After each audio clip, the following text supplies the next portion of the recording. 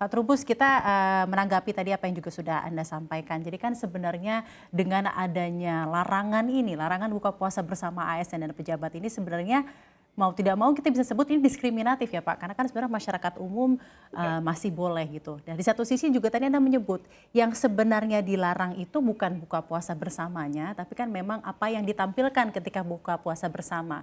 Itu yang memang sedang dihadapi juga akhir-akhir ini karena ada sorotan dari pemerintah mengenai lifestyle dan lain-lain. Sebenarnya kebijakan ini seharusnya seperti apa Pak? Apakah karena tadi juga Anda sempat menyebut diskriminatif, baiknya dalam hal kebijakan publik sebenarnya apa yang perlu bukan direvisi, tapi apa yang perlu disampaikan dari Presiden sendiri ataupun pemerintah sendiri untuk menghadapi apa yang sudah menjadi sorotan itu sendiri dan tidak fokus lebih kepada buka puasa bersamanya? Iya, menurut saya yang menjadi tuntutan publik sebenarnya sekarang ini kan namanya era post-truth ya, era di mana masyarakat itu lebih percaya kepada eh, informasi yang disampaikan melalui medsos. Nah, informasi yang disampaikan, komunikasi yang disampaikan oleh Presiden dalam hal ini memang mewakili pemerintah seharusnya gitu ya. Itu yang dilarang itu adalah menggunakan fasilitas negara dalam hal pelaksanaan bukber itu karena ditengarai bukber ini menyedot anggaran cukup besar juga. Mereka menganggarkannya bermiliar-miliar itu baik dalam setiap apa kementerian lembaga di APBN-nya maupun di daerah melalui APBD itu.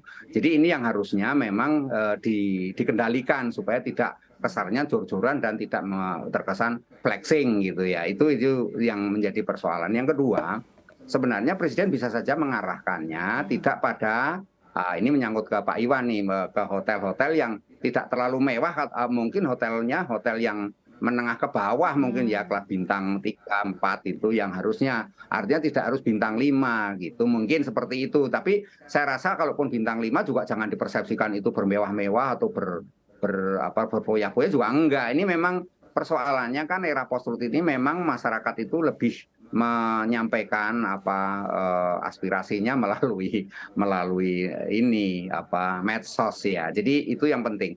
Yang terakhir dalam hal ini tentu bagaimana kepala daerah itu bisa mengatur anak buahnya tidak menggunakan anggaran APBD itu yang sebenarnya harus dilakukan oleh ini dan di situ kemudian agar tidak menimbulkan kesan diskriminatif karena selama ini kan pemerintah sudah membuka artinya malah mencabut PPKM.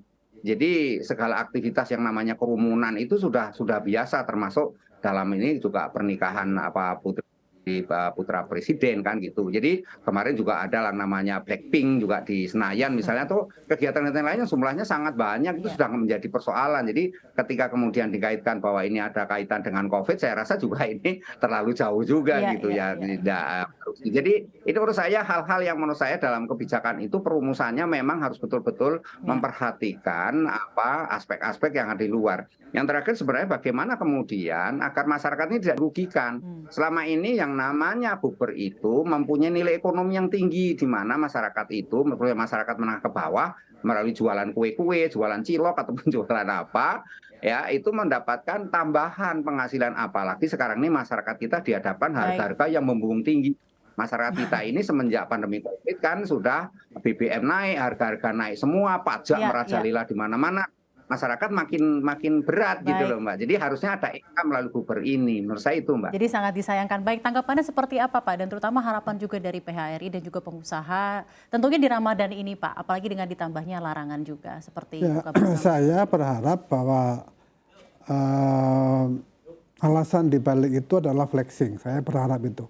Jadi artinya sebenarnya pesan yang ingin disampaikan itu adalah jangan terlalu memamerkan ya, jangan terlalu membelanjakan uang negara secara tidak pas gitu ya. Tetapi bukan bukbernya itu sendiri karena bukber itu adalah momentum silaturahim bagi umat Islam, umat beragama, bukan Islam saja ya karena dalam bukber itu bisa orang lain juga ikut. Dan momentum geliat ekonomi juga. Dan momentum geliat ekonomi ya. Saya ingin gambarkan ya tahun 2020, 2021 dulu itu kalau kita pergi ke pasar-pasar tradisional mereka sangat-sangat menderita karena alasannya dia nggak laku, dia jualan sayur, jualan macam-macam itu karena tidak ada lagi acara-acara silaturahim, tidak ada lagi halal bihalal, tidak ada lagi bukber itu, sehingga kemudian jarang orang untuk berbelanja. Ya.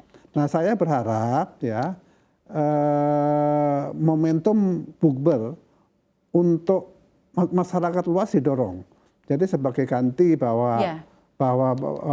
pejabat ini kan udah itu kewenangan dari Pak Presiden lah. Tetapi tolong juga pemerintah mendorong, mengencourage untuk masyarakat secara luas melakukan kegiatan buka puasa, dan saya kira mereka juga melakukan itu sebagai upaya untuk membangun silaturahim yang selama ini sudah menjadi tradisi bagi Indonesia, yang sekaligus juga mempunyai dampak ekonomi yang besar bagi masyarakat secara luas ya, khususnya untuk menengah ke bawah ya.